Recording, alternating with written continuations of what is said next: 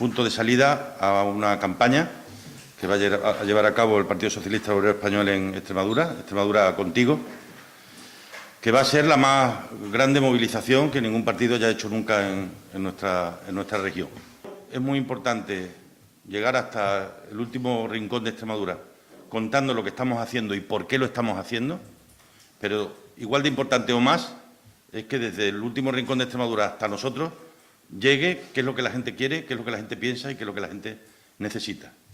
El PSOE de Extremadura ratifica su enorme confianza en el presente y en el futuro de nuestra tierra y nuestra firme determinación de impulsarla. Esta va a ser una campaña que se desarrollará a lo largo de los próximos meses. En principio nos hemos marcado 3. Habrá más de 300 actos públicos. Esta será una campaña de todos los militantes.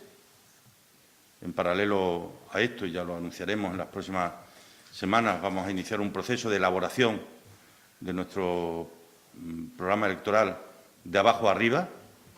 El programa electoral no lo van a realizar los que estamos gobernando, lo harán el partido, desde abajo hacia arriba, desde el debate en las casas del pueblo y en las asambleas locales hasta los órganos de participación y dirección de nuestra organización, ¿no?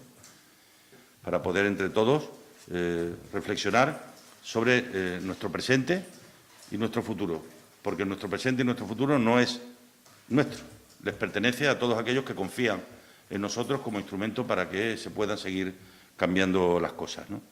Por eso el PSOE de nuevo se echa a la calle, como hizo ayer y como hará mañana, para trasladarles lo que estamos haciendo y por qué lo estamos haciendo, y también para tomarle de nuevo el pulso a la sociedad en este escenario tan enormemente cambiante en el que nos encontramos.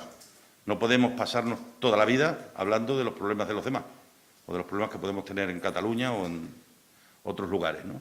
Extremadura tiene su propia agenda, tiene sus propios problemas y tiene sus propios protagonistas, que son los extremeños y las extremeñas, de los que nos tenemos que ocupar y preocupar permanentemente, ¿no?